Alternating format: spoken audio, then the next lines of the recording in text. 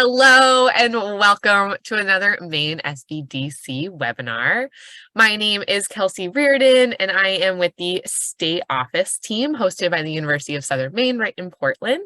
And today we have a very exciting webinar that is Intros to Apps for Small Businesses. And this is a collaboration between Maine SBDC at USM Center Director and Business Advisor Peter Harriman, as well as our intern from the last year, Ryan McNally, has helped put together a really great intro to app guide. I don't know if that's the right title, but he put together a guide for small businesses who are interested in starting apps for their business. And we are going to dive into an introduction to all of that as well as to the guide. So today should be pretty exciting.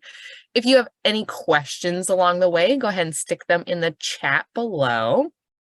If we don't answer them along the way, we'll definitely look into the answers and get back to you later. So I'll be sending out a follow-up email later today that'll include the slides as well as a link to the recording and any other resources we may mention. So if you find you have a question later on, feel free to respond to any of those emails and we'll find you an answer one way or the other.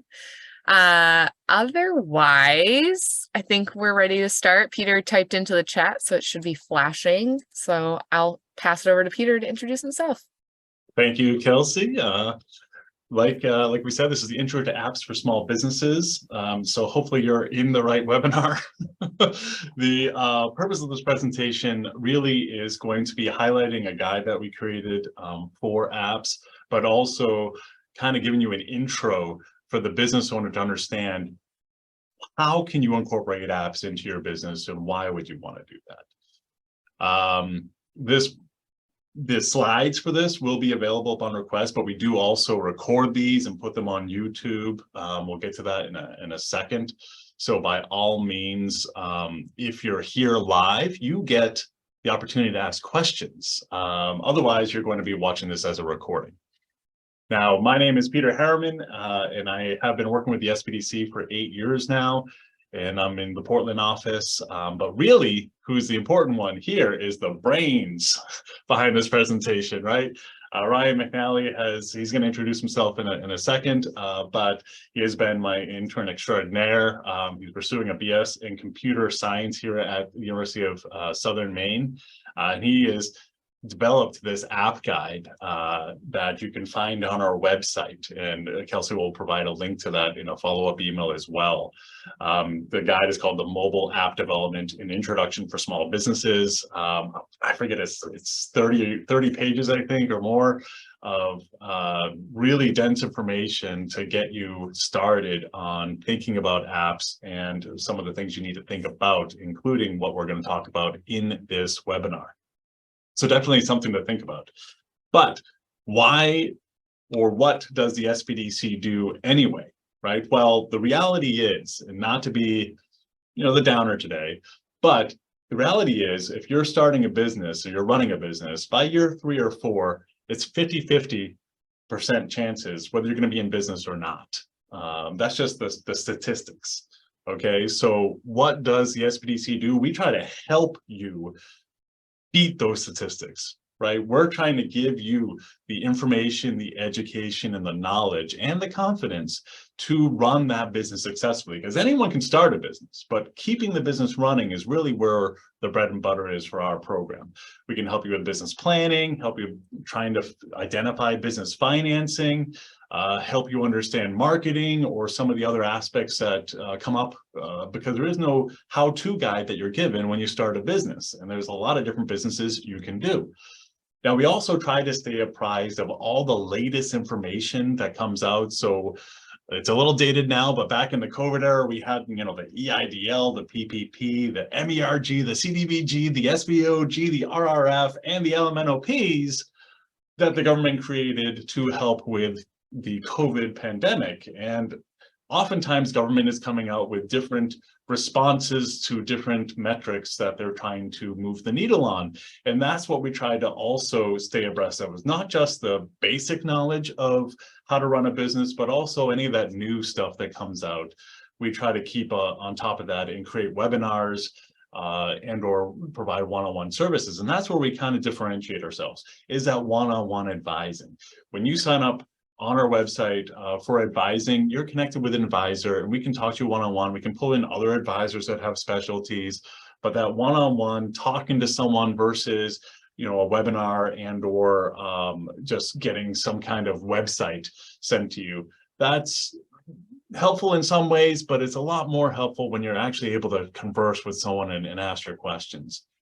We can also pull research from you from different websites, Vertical IQ, SBDC Net. We can help you understand some of the trends in the business.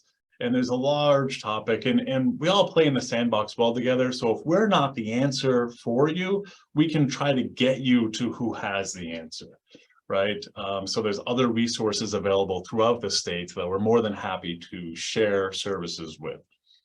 Now, what we don't do, we do not provide legal or accounting advice. So I've been doing it for 8 years, so I can certainly tell you things that I've seen and stories that I have about what in the typical situations might happen. But during the conversation, the advisor might say, you know, you might want to consult your lawyer about the terms of the contract you put together, or you might want to consult your accountant about how an S Corp is put together, whatnot. So we will advise when a professional is needed. Now, we have advisors that cover 21 locations throughout Maine. Pre-COVID, we used to see people one-on-one all the time in person, and we still do that. And as I said, there's 21 locations throughout the state, so more than likely there is a location near you. Otherwise, we also do Zoom now quite a bit. Over half our advising is now done through Zoom virtually, so literally you can fit us in a lunch break if you need to. So no reason not to get advising. And how we provide this advising throughout the entire state is we do pair up with different organizations. So I am hosted at the University of Maine, and if you see my email address on the picture below, peter.herman@maine.edu. So that's the email that I have, but we do have hosts with CEI, Northern Maine Development Commission, and Androscoggin Valley Council of Governments. So we cover the entire state by partnering with other people, but they are all certified SBDC advisors that you're talking to. Just might have different emails. So in 2022, we saw a whole bunch of people created or saved a whole bunch of jobs, created or helped businesses get access to capital, helped businesses start. And my number one favorite is we really blew up the webinar, seminar, e-course space, right? We really, really tried to make it as accessible as possible. Part of doing that is recording these, putting them on YouTube, or getting e-learning courses up on our website. So if you have a particular subject in mind, it might be covered by one of our 12 e-courses that you can get into a deeper learning on that. So definitely use that to your advantage. If you're interested in advising, then you can go to our website, and right in the top right, there's a request advising button. You just click that and we'll get in touch with you to set up a one-on-one appointment. Otherwise, as I said, YouTube, we have a YouTube channel. And so if you subscribe to the YouTube channel, then you'll get notified when we put videos like this up from the webinars that we do. So with that being said, on with the show. I'm going to give the reins over to the man, the myth, the legend, Ryan. And Ryan, please feel free to take it away. Thank you, Peter. Let me know when you can see my screen, please. I can see it. Excellent. Well, good morning, everybody. Thanks for joining us today. As Peter said, my name is Ryan McNally, and I'm excited to be presenting information about mobile apps for small businesses today. Over the last year, Peter and I have been working together to bring more technology-centered information to our clients. And Peter mentioned the SBDC wanted to provide more educational material and services to clients relating to websites and app development. And we've noticed that some SBDC clients have varying levels of expertise, assumptions, and questions about these topics. So he asked me to use my education in computer science and my professional experience in software development to create this introductory guide to mobile app development, so that the clients can begin to understand what the development process entails if their business needs an app, and to feel empowered to further research these topics and take the first step in developing the app. The guide, as he said, can be found on the website for Maine SBDC. It contains more detail than we can get into today, but this presentation will briefly touch on most of the topics found there. So let's begin. So first up, what exactly is an app? The term app is short for application, and it refers to a type of software designed to perform specific tasks for the user. Apps come pre-installed on your device, or you can download them yourself. Usually when we say app, we're referring to mobile apps found on our phones or tablets. However, apps can run on various devices such as desktop computers, smartphones, tablets, smartwatches, and even AI devices like an Alexa. Since each device is different, both internally and externally, software developers usually have to develop multiple versions of the app or develop the app to be specifically cross-platform compatible. In the context of our discussion today, we're primarily focused on mobile apps. And those are the apps that can be downloaded from the App Store if you use an Apple device, or the Google Play Store if you use an Android device. And those apps can be found on both smartphones and tablets. We're also specifically zeroing in on apps that can help a business generate revenue or boost its brand identity. These are apps that are essentially a part of your product offering or a platform to enhance your customer experience. While there's a whole universe of apps designed to assist businesses in daily operations, like QuickBooks for accounting or Square for credit card payments, those are not our focus today. These operational apps are definitely valuable, but they serve a different purpose, mainly internal efficiency and process management. Instead, our attention is on how you can leverage apps as a powerful tool to directly engage with your customers, foster relationships, and ultimately drive your business growth. So why are apps even important for small businesses? As of the end of 2022, there were 6.3 billion smartphone users worldwide, and that number is only going to grow. That's a vast number of potential customers at your fingertips. And as of a 2018 study, 42% of small businesses had a client-facing app, and another 30% had a plan to create an app. And generally, small businesses develop apps to improve customer service, to increase sales by creating a new sales pipeline, to compete and stand out in a competitive market, and to provide a convenient or enhanced way for customers to engage with your product or service. That said, an app can take a lot of resources to develop, so it's important to make sure that your app provides benefit and functionality to your business and your users. You likely don't want to develop an app simply to communicate your business's location or hours of operation. That can be done with a simple website or on a social media account. Now that we understand what an app is and generally why businesses develop an app, we can talk about specific ways businesses utilize their apps. Here are 4 examples that we'll focus on today. The first being using an app to extend or enhance a physical store. 2, creating a virtual storefront to sell physical products. 3, offering standalone services. And 4, generating passive income. First, apps can be an excellent tool to enhance or extend the in-store experience. For instance, a mechanic shop might provide customers the options to schedule appointments or prepay for a service package. Or a bakery may have an app that allows customers to see what's in stock, what's on sale, and can allow customers to order their food for pickup. Or even a gym might allow users to access their facility with a secure QR code or sign up for weekly classes. This type of app only improves the customer experience, and it also drives foot traffic to the physical store itself. An app can also act as a virtual storefront. This is common for businesses without a physical presence. And you can think of the Amazon app, right? So it provides a platform for users to browse, review, and purchase products directly from their mobile phones. And it's like having a store in your customer's pocket, accessible anytime, anywhere, without the brick and mortar. Apps can also offer standalone services. These are often service-based businesses that operate primarily or exclusively through the app. Uber and Airbnb are common examples, where the app itself is the core business platform and connecting service providers to consumers. So a small business example might be an app that allows customers to schedule or request on-demand snow removal or lawn care services, say.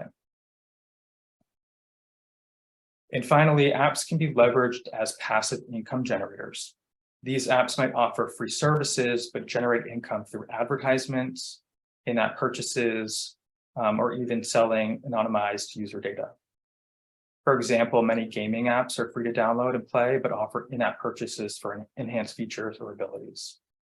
And any of these other types of apps that we've discussed can also utilize in-app advertisements to generate extra income, though you'd want to consider if it's an appropriate use with your specific business and user base. And each of these models presents unique opportunities and challenges as well. And what works best for your business will depend on various factors such as your industry, your target audience, and your resources. So understanding these different strategies will help you figure out how an app can serve your business and its needs. So before we discuss the app development process, it's crucial to understand that an app doesn't operate in isolation. Just like a physical store requires staff, inventory management, and customer service, an app also needs a robust infrastructure to support its operation. First and foremost, you may need some form of customer service. Users may have questions, encounter issues, or need assistance with your app. Having a team or process ready to respond to these inquiries is essential to maintaining user satisfaction and ensure smooth operation.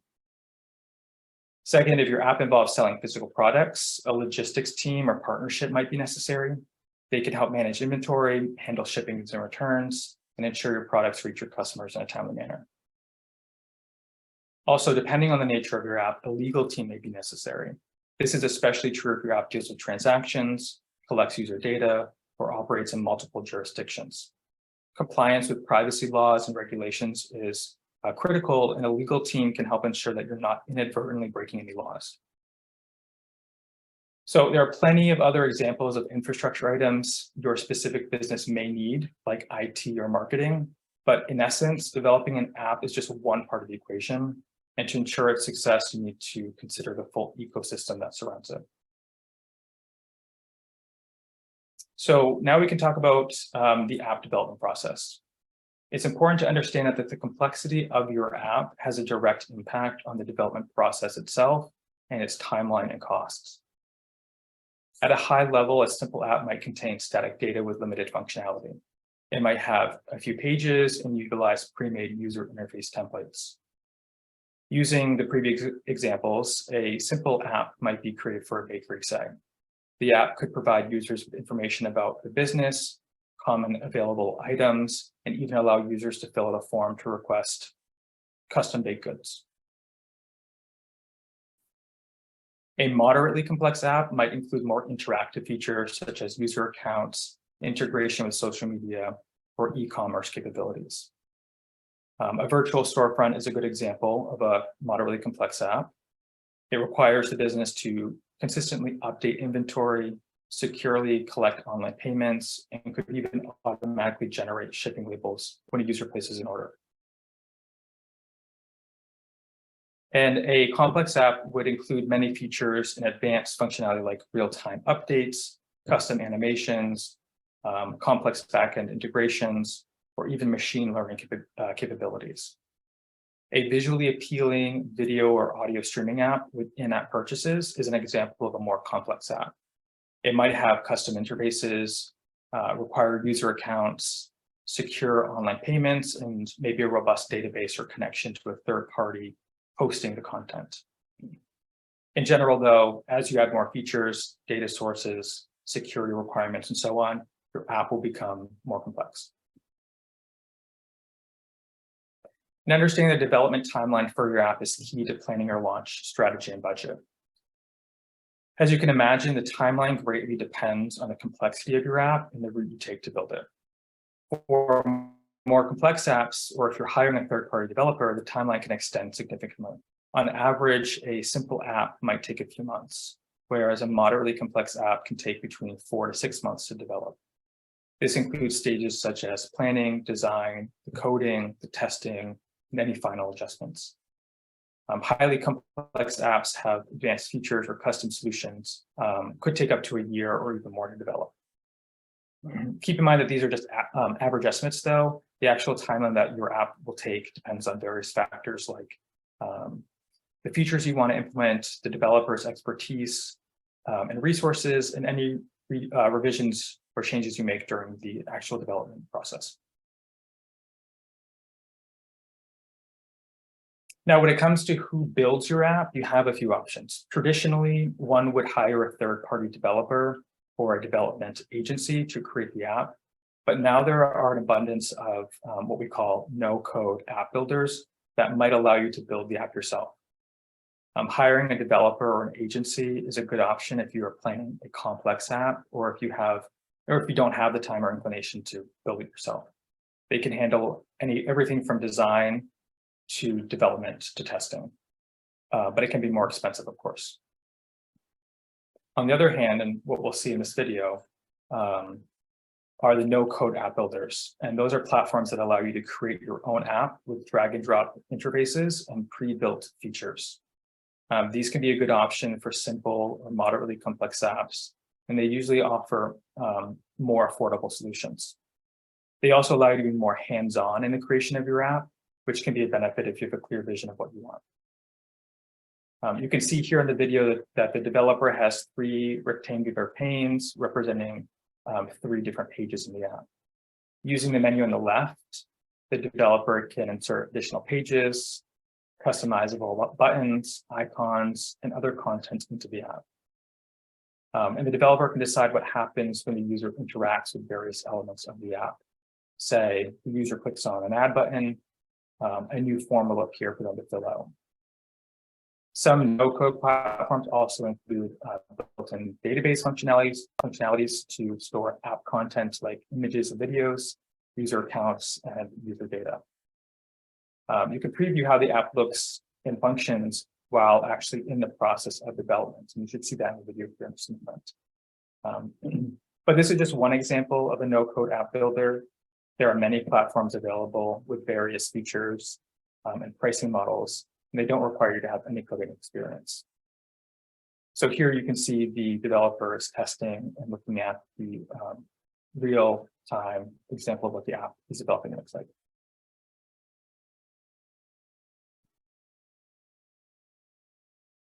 In terms of the actual development process, it typically follows several key phases.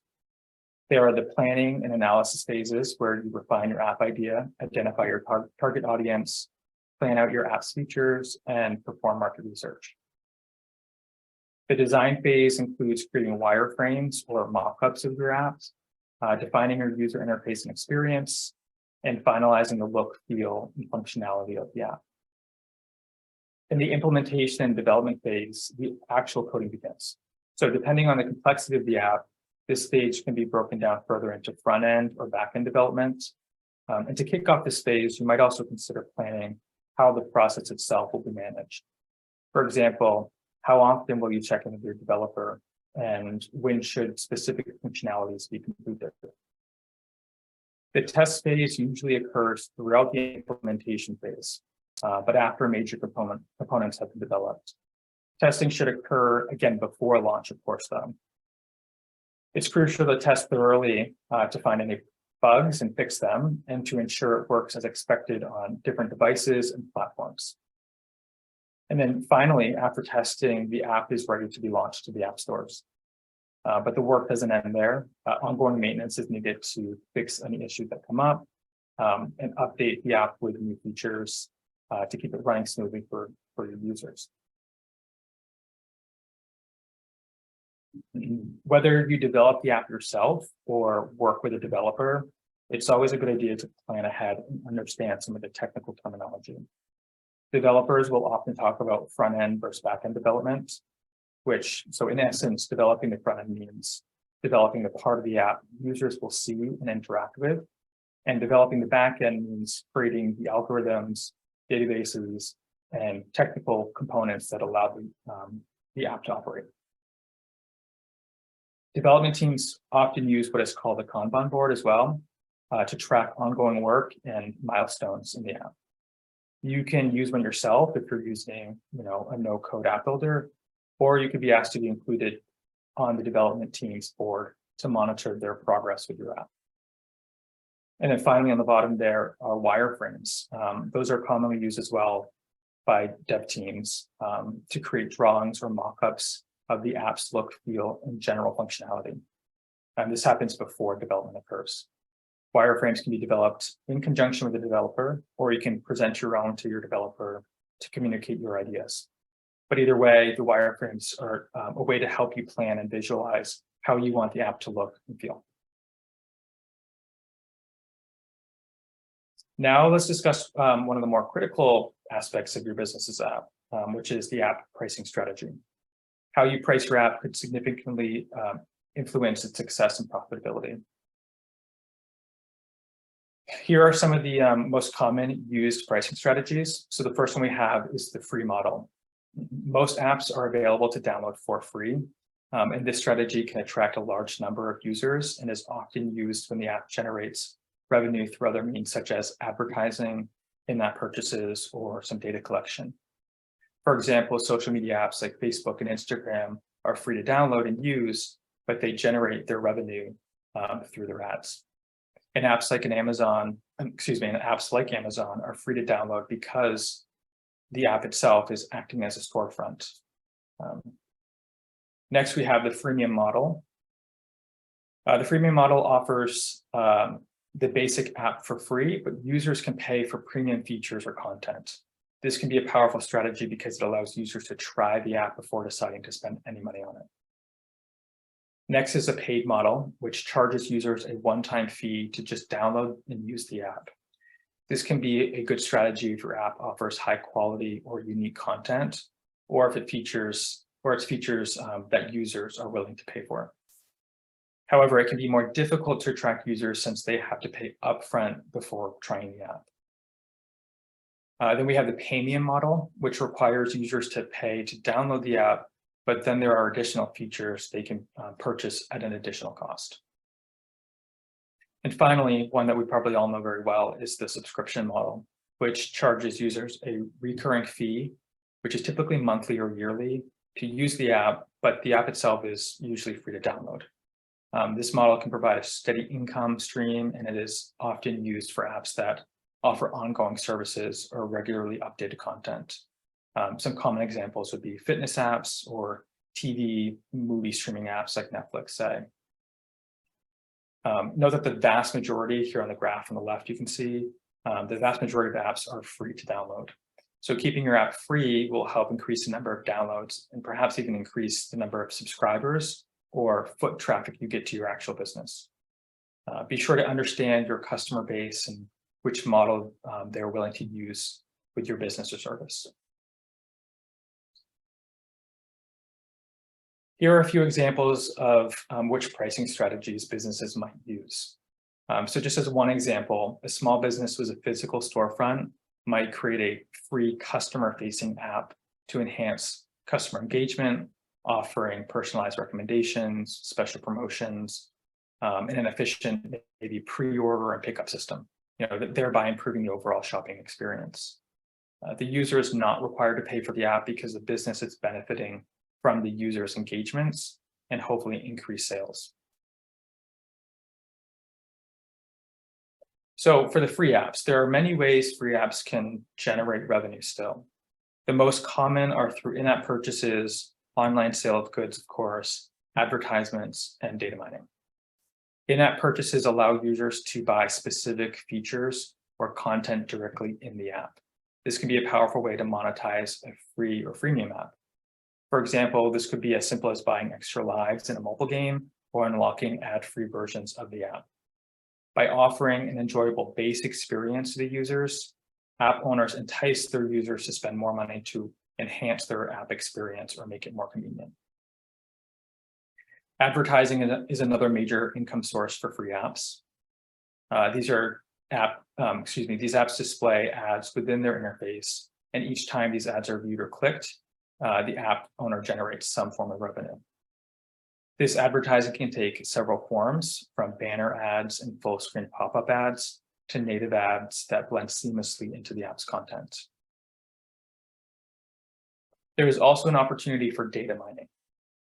This can sound a little ominous, but it's a common practice, right? So many apps collect non-personal user data like usage habits and preferences and sell it to third-party companies, usually for market research or targeting advertising. This data, when collected and used ethically, can provide valuable insights into consumers' behavior, allowing businesses to tailor their products and services more effectively. And finally, today I want to talk about, talk realistically about the app marketplace. There are, as of now, nearly 5 million apps between Google Play Store and Apple's App Store. This magnitude of choice is pretty phenomenal for customers, but it presents a daunting challenge for developers and businesses looking to create an app that stands out from the crowd. So if your business exists solely as an app without a storefront, it's not merely about creating an app, it's about creating a successful app, right? One that can garner substantial and engaged user base. Consider in-app advertisements, right? So the income from ads is directly tied to the number of active users. The more users that view or click on the ads, the more revenue that gets generated. But the catch is that retaining active users is in such a saturated market is not an easy task. With millions of options at our fingertips, we are not always inclined to stick around if we encounter even a minor inconvenience in the app. Hence why creating an engaging user experience, providing unique value, and continuously innovating have become prerequisites for successful apps. But retention strategies often include app enhancements through updates, personalized content, and user engagement tools like notifications, promotions, and rewards. These efforts aim to build user loyalty and encourage habitual use of the app, and subsequently increase exposure to in-app advertisements. So while the competition is pretty fierce in the app market, it's not impossible to succeed with these strategies. It requires thoughtful design, understanding of your target audience, effective monetization strategies, and a strong focus on user retention. So that concludes the presentation for today. Hopefully I've been able to demystify a few things about app development for you. This is a big subject and we've only sort of scratched the surface here. So I want to remind you to check out the development guide on the website that we've talked about at the top of this meeting. It also has more detail and it contains resources we suggest for further research on some of these topics. So thank you everyone for listening in today, both here and if anyone's watching this at home recorded. I think we have some time now to take some questions if there are any from the audience. Yeah, we want to make sure, because this is such a broad topic. We touched on the basic intro and then we left plenty of time for questions. I see Allison, you just turn on your camera there. Yes. So I was just watching this just to get an idea of if it would even be a possibility. I have a fitness business I'm starting up with and I'm actually working with a few seniors on Tai Chi. And so going over these specific movements, it's, they need to see them repeated. And so I've been finding videos and, saying, go to the 5-minute, 25-second mark to see this. I also thought of doing Loom and sending them little videos, but I was wondering, after I saw the price chart, I was wondering if the do-it-yourself, if you could even do videos, because my thought was it would be nice to have access to easily have it for people to pick a certain move and just watch a brief video and to be able to make that just really accessible. Don't know if that's appropriate for this, but thought I'd check? That's actually a great question. So the do-it-yourself app builders, as you mentioned, are fully capable of containing the content that you want within them. So you can create your own videos, photos, content, have it stored within some type of database within the app, and have it displayed as you wish, either behind a paywall. If it's free for users, that's sort of up to you. But that's totally a functionality with those app builders for sure.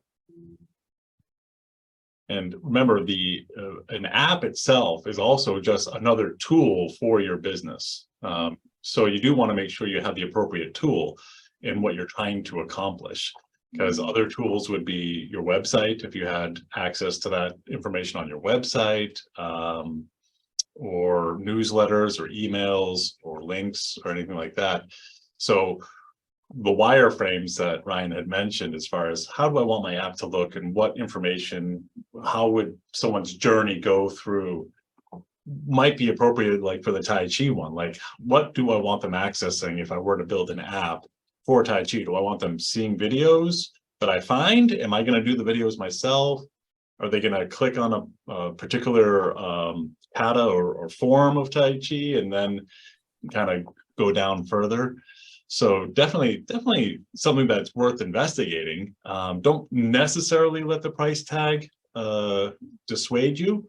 But one of the reasons we put the price tag in, and Ryan had mentioned it, is there's more to think about than just the app itself. It's not like you make it and let it go and then it's easy peasy straight from there, right? There's constant maintenance that you have to do. You have to make sure you respond to clients' requests and or updates and stuff like that. So there is a little bit of a back end to the apps that a lot of people don't think about when they use their apps on their phone, for instance.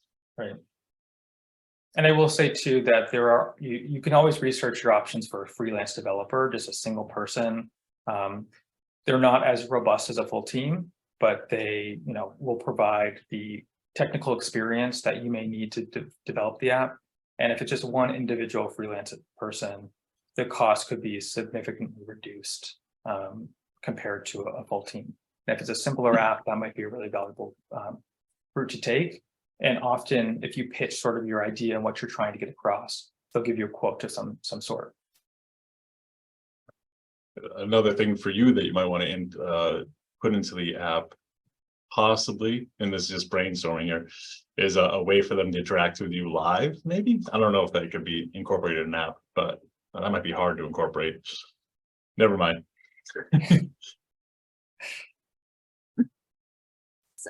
They're doing okay with Zoom right now. Yeah, good. Zoom, yeah. So that's to make thinking of an app to make it simpler. Yep. But maybe it would, maybe that would be simpler to just have an app, click on it and you're there instead of going into your email. Yep. Accepting. Yeah, that's an interesting thought. Yep. Thank you. That's the overall balance of, what tools do you have available now, sort of at no cost or a low cost, versus extending and enhancing, maybe the branding or the singular location of the services that you're offering. But at what cost sort of do you want to put into that to offer those services, right? If it's working for you now, do you need that app? But it's a trade-off, definitely. Thank you. Yeah, and it looks like our other Allie, Allison Lane, who's a business advisor, Maine SBDC, at CEI Business Advisor. She's been adding stuff in the chat. She's always great. Yep, she's fantastic all around.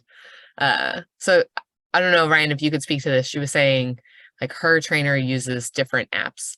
Is there a way for businesses to use other people's apps for theirs? Yeah, I can't speak to necessarily the fitness apps, say, but I think a common example might be like the Etsy app, where smaller businesses who make handmade products basically are hosted on this virtual storefront. So that's one way many different businesses can sign up and be part of the Etsy storefront. Right. So I imagine there's probably something like that for the fitness industry as well.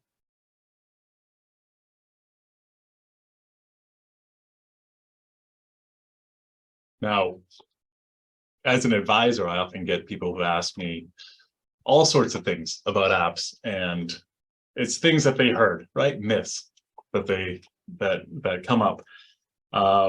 So knowing that there's 5 million apps out there, or about, between the two stores, one of the things I often hear is, well, if I develop an app, no one's going to download it, right? And Ryan can speak to his knowledge, but it does depend on how you're marketing that app and why you have that app. So if I am a storefront and it's extending my storefront, so I have some loyal customers, they're going to download the app, right? If I'm creating a game, just a regular game, then yes, that's going to be a little hard because it's pretty crowded. There's a lot of games out there. But if I already have a business and I'm using it to build my brand loyalty, then I'm going to push that through my marketing that I already have. I'm just going to extend my marketing to, hey, you should also look at our app because it'll make it easier for you to experience working with my business, right? I pulled up a stat of 218 billion apps are downloaded a year, and on average, people are using 35 apps a month, right? I think Kelsey said on average people have 40 apps, but they only use 35 of them. So think about that with your smartphone, right? I have one for my mortgage payments. I have one for my bank, my credit card, so if I had another store that I frequented, I might download their app as well. And you also have to consider longevity of that use, right? There have been many times that I personally have thought an app was a great idea, downloaded it, and sort of lost touch with it and deleted it after a few months. And there's some statistic out there that's a pretty high percentage of app users do that exact thing. So that's really of a concern if you have like advertisements as a driving force for you developing the app versus existing customers in an existing storefront, using the app sort of as enhancing those things. Right. When I deal with a lot of advertisement based revenue apps, right? So they're not necessarily driving the brand. Their whole thing is driving you into using the app so you can see more ads or do in-app purchases. Oftentimes I see them come up with ideas to keep you engaged with the app, right? Like seasons, like, oh, now we're opening another season or another show or whatever, right? Like Netflix, Hulu, I hate you guys. you keep me coming back. Monthly subscriptions.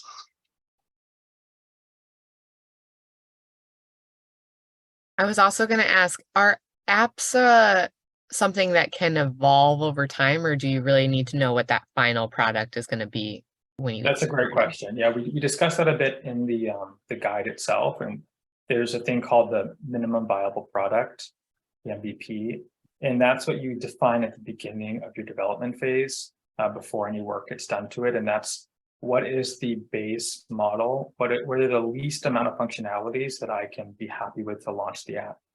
And you can launch it to the App Store, you can get your app users, and then maybe as you get more revenue or more resources to enhance the app, you just go through that development cycle again, enhancing the app, updating features. And for the most part, apps are always doing this. The development doesn't happen and it's done. It's a continuous cycle of work. That makes a lot of sense. Yeah. And like Peter said, the guide that Ryan has developed is going to be in my follow-up email. So it goes way more in depth into a lot of this. So you'll have access to that. It's also going to be on our website. So you can always go back and download it if that file disappears. But thank you so much, Ryan. Thank you, Peter. Yeah. I don't see any other questions coming in. If anybody has them, I'll happily answer them. But this was great. Yeah, and we could stay on a little bit longer in case a question does straggle in. I do. So with the DIY, is that something that's reasonably priced, like that price chart you had for estimates, that didn't include the do-it-yourself, did it? Or did it? It's- That did not, just because of there's a range of prices and features within all these, the do-it-yourself app builders. And you may or may not want to, consult outside, expertise or anything like that in that process. But they are significantly reduced from that pricing that you were looking at. Oftentimes it's a monthly subscription that you pay to Okay. be able to use that app builder and host the app and launch the app. And that pricing, I can't remember off the top of my head, but I think it's double digits, not even triple digits per month. Oh, and did you list some ones that you find are helpful in that document that you put I together? did, Okay. yeah. And my general advice though, because I think I only put 3 in there. If you just Google no code app builder, you're going to have a list of options that you can go through yourself and look at what features they have. You can get demos of how it works, and all their pricing, packages. And here's the scary thing, things are always changing, and they're changing pretty quickly in the tech field. I mean, a year ago, GPT wasn't there, right? Now it is. Everyone knows about it. So if there's one thing COVID did, it drew everyone online, right? A whole generation is now online and more familiar with buying things online, downloading apps, or otherwise using technology. So that's one of the reasons we're gearing a lot of our advising or trying to get more tech into our advising, is to address the issues that, hey, business is changing. The people do find value in the ease of access that an app might provide, or a website or whatnot. So it is a good thing to think about if you're, Allison, if you're thinking of your business and you're like, okay, how do I differentiate myself, and how do I make it easier for my clients to access this information? Make it a little more custom. In the app guide, as Ryan said, I think he goes through 3 different examples of the DIY, and then I think there's other examples of developers that are a little local. Did we leave that in, Ryan? Do you remember? We did, yes. Yep. So there's, and I think Kelsey also put a link for anyone who's live on this webinar in the chat of the guide, so you can kind of link to it right there. But otherwise it is on our website, so you can download it. Thank you very much. Of course, of course. This hopefully will be one of more in our technology series.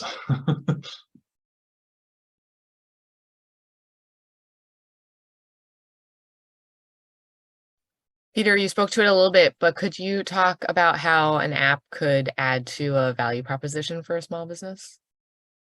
Yeah, I mean, with some businesses, it's pretty straightforward. Like Ryan mentioned, the ability for someone to order ahead and then have just pick up an order. I've seen that work a lot.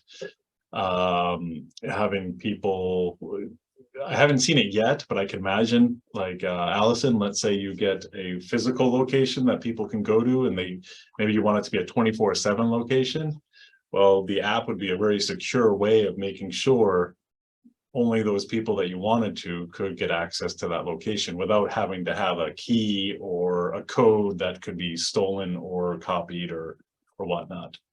So there's a lot of different applications that technology can give us these days. Scary almost on how unbridled the application could be. But remember, with any of these apps that you're creating, like Ryan had mentioned, it's also driving your business. So you want to make sure that branding is also with that the app is complementing the business, not that it's on its own doing its own thing. Right, unless you decide to close one side of the business and just do the app business. But you want to make sure the message, the business, that it's all interacting well together, that it makes sense, that it complements each other, and that the branding and message flows through evenly across from one to the other.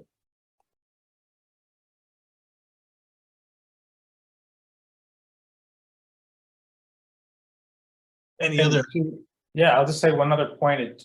You're asking about if a business can use other apps, right? There's also the consideration too, during the development process, there are plenty of businesses out there who do specific features that can plug into your app. So online payments are often, you can do it through Chase. They have their own functionality you can implement into your website, or Square, I believe it's called. And there's a bunch of different tools and features and companies out there that provide sort of packaged functionality that you can sort of host within your app to do one thing, like payments or a shopping cart type situation. And so sometimes I get the question of, maybe I'm too small for an app. Not necessarily. I've started seeing like local oil deliverers, home fuel oil. You have an app where you can tell them what level your oil is at, and they can help you order oil right from the phone, right? Pretty simple app, doesn't have to be complicated, pretty straightforward, but it's pretty convenient to have that app there. Yes, we have those price recommendations, but there's ways that you can kind of minimize that price and or get it going.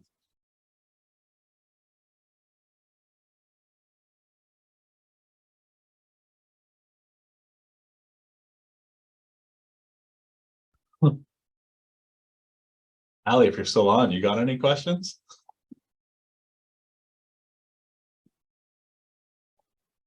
Who, me? This Allie? Yeah. No, I'm just lurking and listening in, but thank you. This is helpful. Ali is my counterpart up in Bangor. We are a perfect combination between the South and the North, right?